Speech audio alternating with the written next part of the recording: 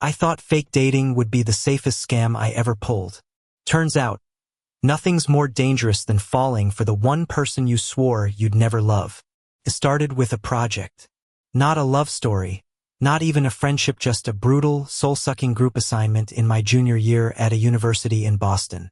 Everyone else in our class had already partnered up, leaving me with him, Ethan Miller. Ethan was the kind of guy you either adored or despised.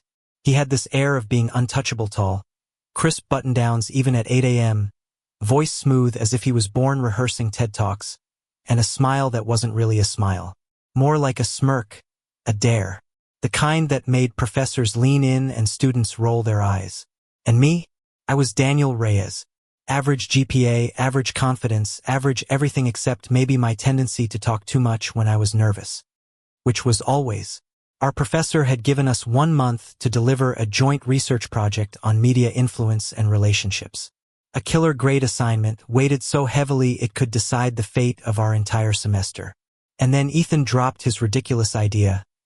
"We should pretend to date," he said flatly, as if suggesting we divide up the bibliography. I nearly choked on my coffee. Excuse me?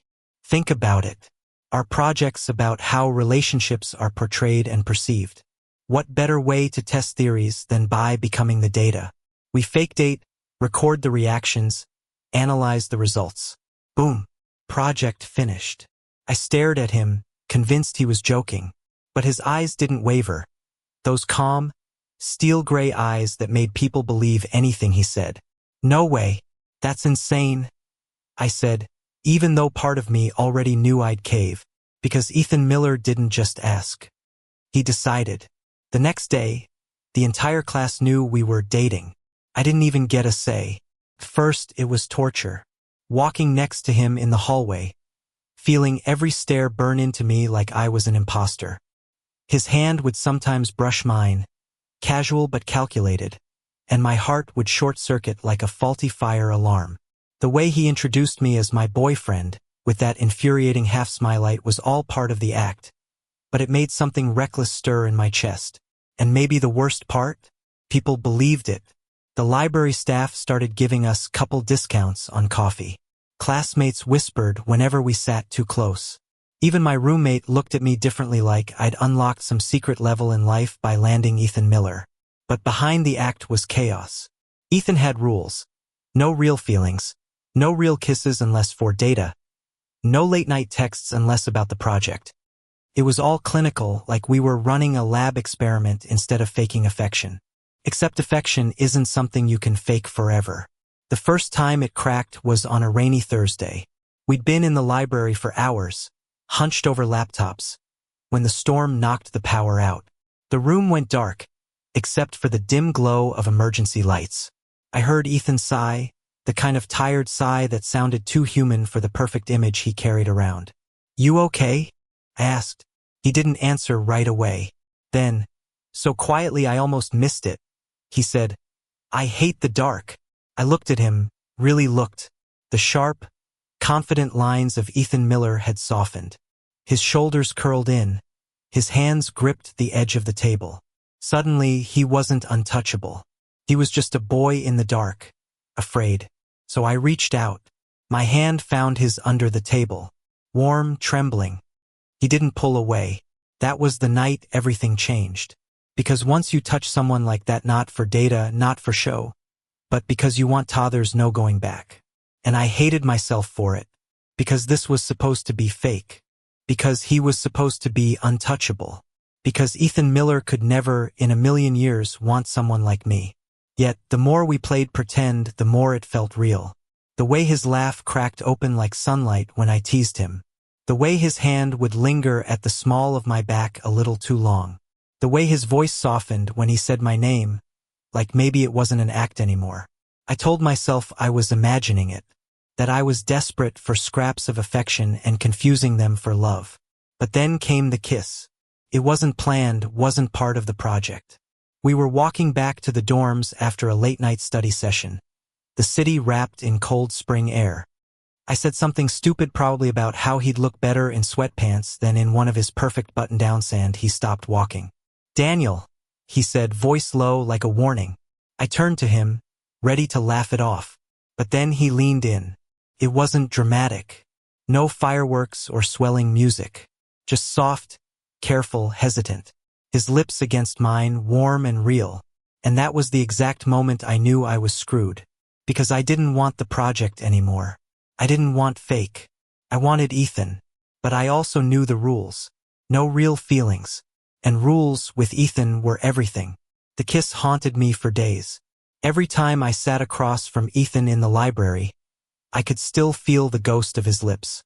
Every time he leaned too close while pointing out a statistic on my laptop, the air between us became unbearable. I couldn't focus on the project anymore. The words blurred on the screen, my heart thundering louder than the storm outside. But Ethan acted as though nothing had happened. The next morning, he handed me a coffee like he always did, black with 2 sugars, no hesitation. His expression unreadable, his voice steady as he launched into a discussion about data points and survey samples. It was maddening. Had I imagined it? Had that kiss meant nothing to him? I kept replaying it in my mind, searching for evidence. His hand that had lingered at my jaw, the soft press of his lips, the way he exhaled like he was finally letting go of something heavy. That wasn't an accident. That wasn't data. But the silence that followed convinced me otherwise. 2 days later, I cracked. We were in the student lounge, papers spread out between us. Ethan was scribbling notes in his neat, precise handwriting when I blurted out, "Are we going to talk about it?" His pen stopped. His eyes lifted, slow, deliberate, meeting mine. "Talk about what?" "You know what?" I said, my voice sharper than I intended. "The kiss." For a long moment, he just studied me. His jaw tightened. His fingers tapped once against the pen. And then, as calmly as if we were discussing tomorrow's weather, he said, "It was a mistake." The words hit harder than I expected. A mistake. My chest tightened, a sour sting crawling up my throat. I forced a laugh, but it sounded hollow even to me. "Right? Of course. Just part of the act, right?" Ethan didn't answer. He bent back over his notes, his walls slamming up so fast I felt the cold radiating off him. That night, I lay awake staring at the ceiling, every nerve in my body raw. He'd kissed me like it mattered, and then he'd erased it like it never happened. And the worst part? I still wanted him.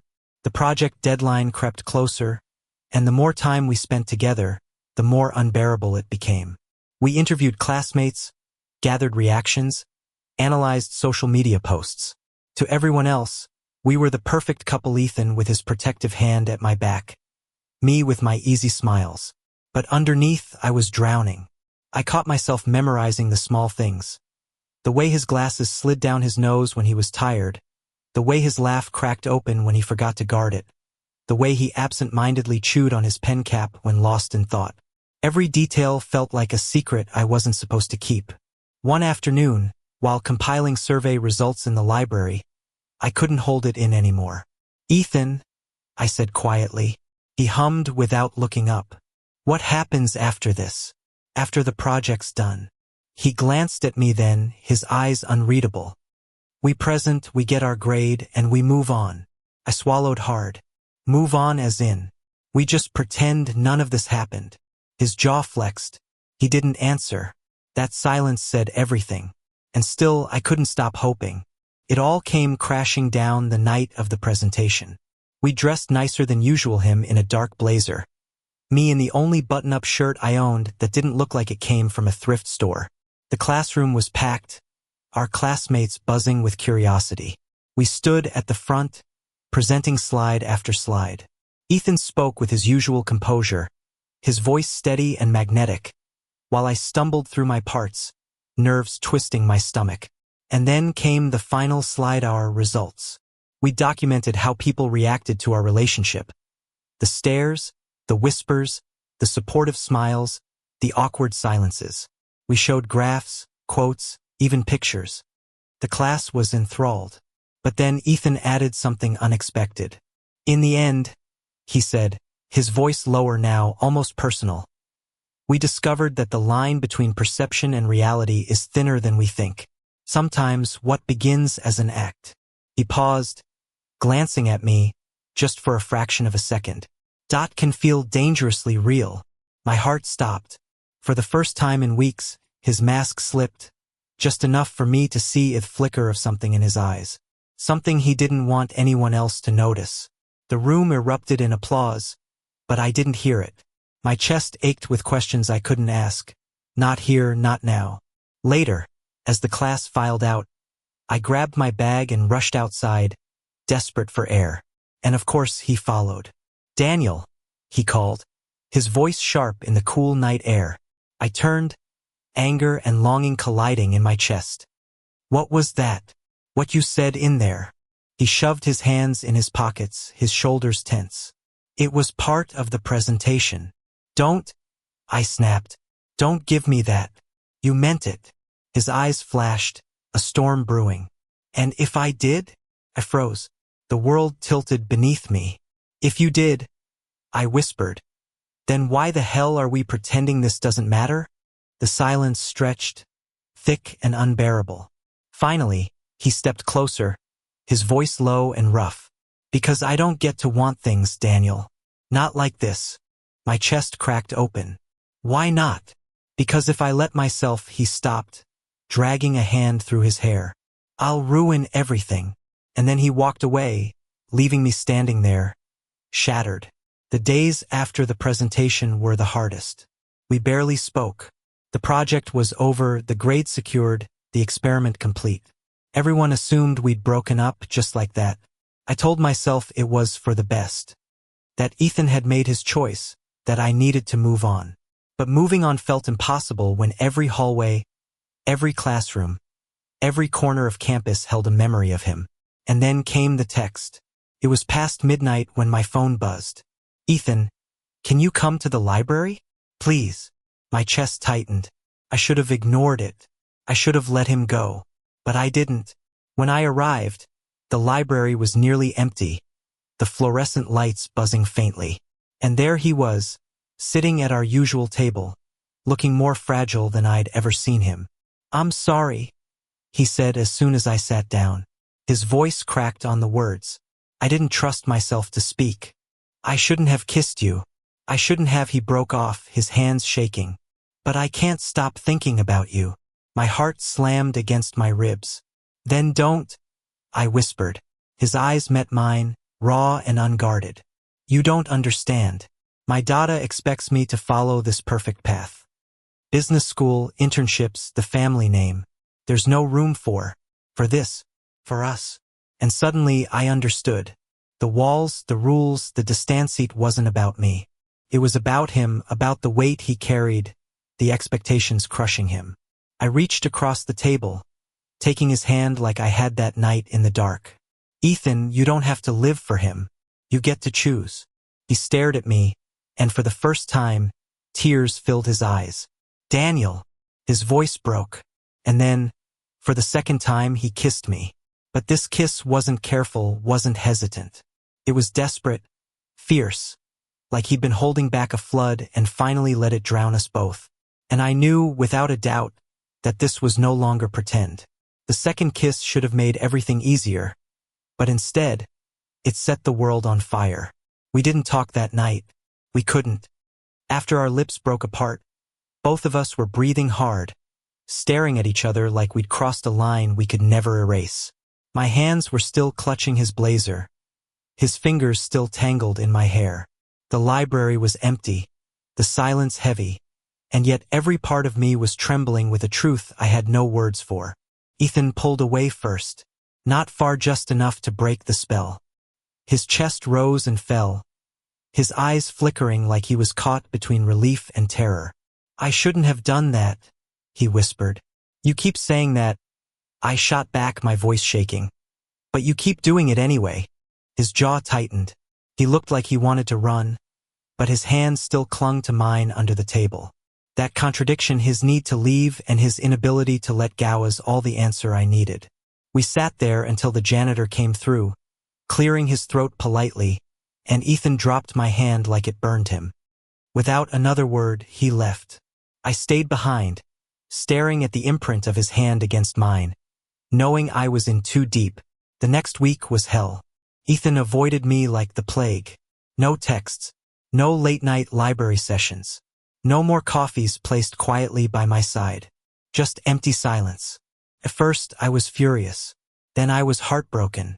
Then both, tangled together until I barely recognized myself. My roommate, Jordan, noticed before I said a word. "You've been moping around like someone stole your puppy," he said one night, tossing a chip at me. "Shut up," I muttered. "Let me guess. Ethan?" I froze. Jordan smirked. "You think people didn't notice? Half the campus thought you two were about to move in together. Now you look like you got divorced." His words stung because they were true. "I don't know what we are," I admitted quietly. "He kissed me. Twice. And then he just disappears." Jordan studied me, his usual joking expression fading. "Sounds like he's scared. Doesn't sound like he doesn't care." The thing about fear, Thuffet had a way of infecting everything. One Friday evening, I finally saw him again. By accident. I was at a cafe downtown, trying to distract myself with a book I wasn't reading, when the bell above the door chimed. And there he was, Ethan, in his perfect blazer, walking in with his father. I recognized the man immediately. Same sharp jawline, same eyes, but colder. He carried authority in every step, like he owned the world. They sat at a table across the cafe, and I tried not to stare. But I caught pieces of their conversation anyway. "Networking, Ethan," his father was saying. "That's what matters. Not wasting time on useless distractions." "Yes, sir," Ethan replied, his voice clipped, his posture painfully straight. "You're not here to play around," his father continued. "Remember who you represent." My chest ached as I watched Ethan nod, swallowing down words he didn't dare say. And in that moment I understood everything. This wasn't about me. It was about the cage his father had built around him, brick by brick, expectation by expectation. And Ethan had learned to survive by pretending he liked the walls. I left before they could see me, my heart heavier than ever. The breaking point came a week later. We were paired again in class, this time for a smaller assignment. The professor, oblivious to the tension between us, said, "You two worked well together last time. I expect good results." I nearly laughed. Worked well? Sure. If he meant destroying each other from the inside out. After class, Ethan finally spoke. "Daniel, we need to talk." I followed him outside, my pulse racing. We ended up by the fountain in the courtyard, the autumn wind sharp against my skin. "I can't do this," he said abruptly. I froze. "Do what?" "This. Whatever this is. It has to stop." The words sliced through me, sharp and cold. "So that's it? You're just going to pretend none of it mattered?" His eyes flickered, but his voice stayed firm. "It didn't." I laughed bitterly. "God, you're such a liar." His jaw clenched, but he didn't answer. "You kissed me, Ethan," I snapped. "You don't get to tell me it didn't matter." I felt it. You felt it too. For a second, something broke in his expression, pain, raw and real. But then his walls slammed back up. "It doesn't matter what I felt," he said quietly. "It's not possible. Not for me." And then he turned and walked away, leaving me standing in the wind, my chest hollow. The days that followed were a blur. I stopped going to the library. I ignored his texts when he finally sent them. I drowned myself in assignments, in shifts at my part-time job, in anything that would keep me from replaying his words in my head. It didn't work. Everywhere I went, I saw him. His seat in the lecture hall, his handwriting on old notes, his jacket slung over a chair. Every reminder cut deeper. And yet, a small, reckless part of me still hoped. The night it all changed, I hadn't expected to see him. I was walking back from work, the city streets glowing with neon, when I spotted him sitting alone on a bench outside campus. His blazer was gone, his hair messy, his expression shattered. For a moment, I thought about walking past, protecting myself. But my feet betrayed me. "Ethan?" I asked softly. He looked up, his eyes red-rimmed. "Daniel." I sat beside him, cautious. "What's going on?" He let out a shaky laugh. "My father. He found out about us." My heart stopped. What? He saw the photos.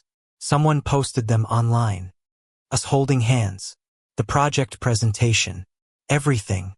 I swallowed hard. And he said I was an embarrassment.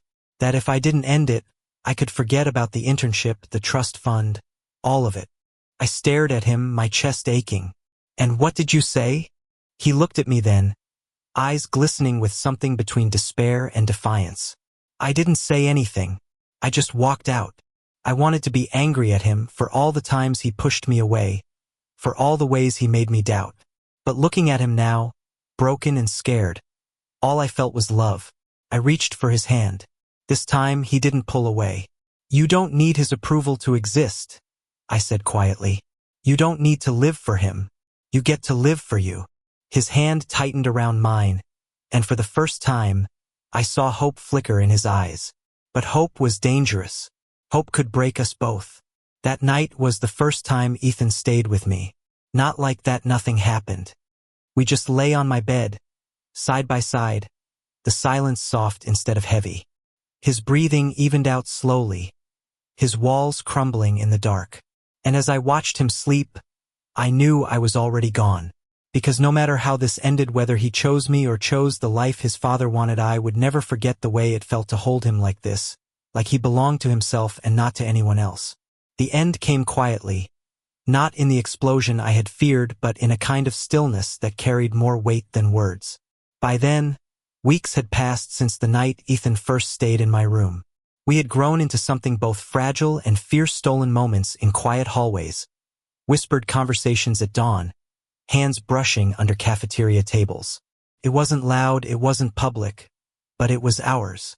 Yet the world didn't stay outside forever. Rumors spread faster than wildfire on campus.